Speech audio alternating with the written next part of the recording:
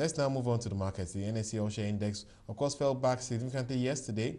And from what we're seeing at the moment, the NSE All-Share Index is up about 0.75% to 36,020 points. We have gainers including Nigerian breweries, international breweries, Zenith Bank, and FBN Holdings. Let's now cross to Dunlary Merrifield, where Oyakhilome Imagui, an analyst at Dunlary Merrifield, is standing by to talk us through the market.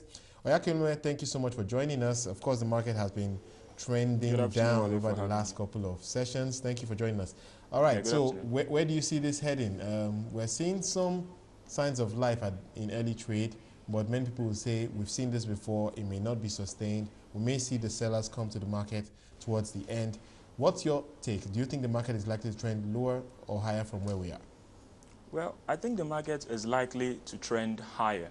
And then the decrease in the market that we saw yesterday, the market receded by 1.96% yesterday to close at 35,751 points. The decrease in the market we saw yesterday was just a sell-off that is normal in a highly regulated market like that of Nigeria. You know, a sell-off must always occur, and a sell-off must result in the moderation of the index. And that was why we saw that the decrease has been lingering on for some time now. The market must always correct itself, and that is a situation that has panned out. But the correction of the market is preparing the market for a better bullish run going forward. So, yes, I do see a very positive end of the market today. I see the market closing above 36,000 point mark.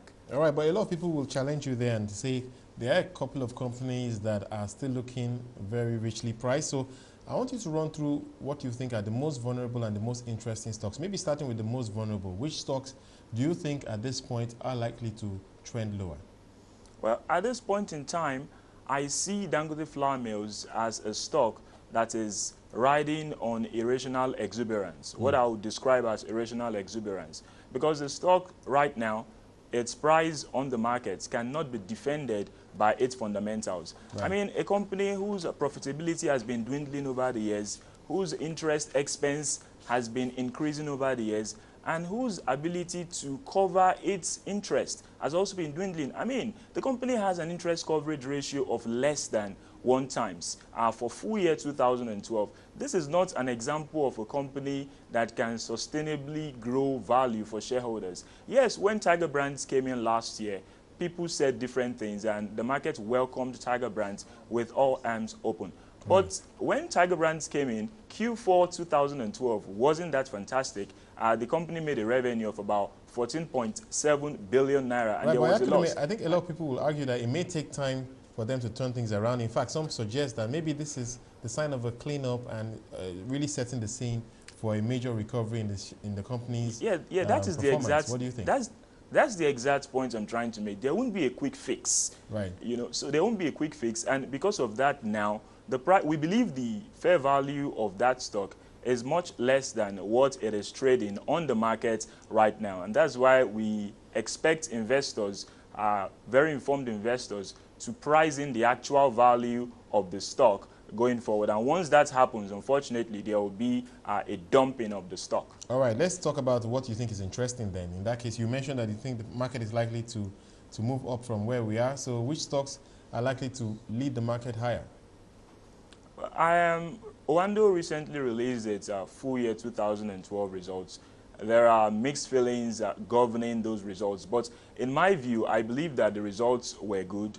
I believe that the company right now is in a position that investors should be taking a good position in it. If you look at the company's top line, for example, top line grew by 17.3% and bottom line grew monumentally by 530% to 10.78 billion naira from 1.78 billion naira. Now, some of the expenses that the company faced in 2011 actually were not faced in 2012 because like the TERN that the company suffered and then the litigation, or what I call a court case that the company had to pay some amount of money to the plaintiff, those were not suffered in 2012. And so I believe that there will be a continuity in the moderation of the company's operating expenses. So the company will deliver value for its shareholders. And as you know, the capital market is a long-term investment vehicle. So just as in the case of Dangote Flour Mills, there may not be an immediate fix for Oando right now, but Oando is a company that would deliver value to shareholders that are patient enough. So yes, investors should be taking... I really have to interject there. I really have to move